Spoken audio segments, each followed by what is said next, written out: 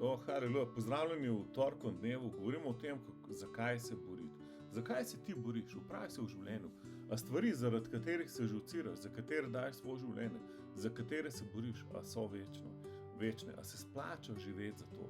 Če se splača za nekaj umreti, pa se splača tudi za to živeti. Če ne, pa ne. Izogibi se brezveznih bojev, ki nič ne pomagajo. 2. Timoteja 2:22. Beži pred mladostnimi poželenji.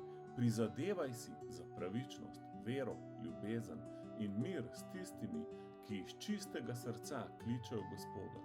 Izogibaj se nespametnih in nesmiselnih razprav, ker veš, da rodijo prepire.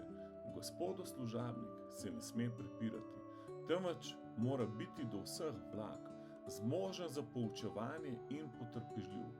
S krotkostjo mora vzgajati nasprotnike, da jim morda Bog le nakloni, da se bodo skesali in spoznali resnico, se spet streznili in rešili iz zanke hudiča.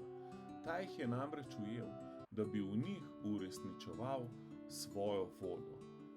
Koliko mogočen odlomek Svetega pisma. Pavel, izkušen apostol, daj tukaj na svete mlademu pastorju, evangelistu Timoteju. In opazite to, da mu je rekel, ne smeš se prepirati, ampak bod blag in potrpežljiv in v bistvu prav s krotkostjo, v 25. vrstici, s krotkostjo vzgaji svoje nasprotnike.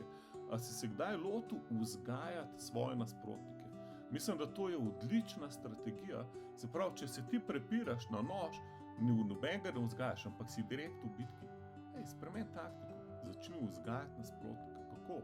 Bod potrpežljiv, bod krotek, govor Božjo besedo in računi, da jim bo Bog dal naklonjenost, da se lahko spreobrnejo in bodo rešeni od zanke hudiča.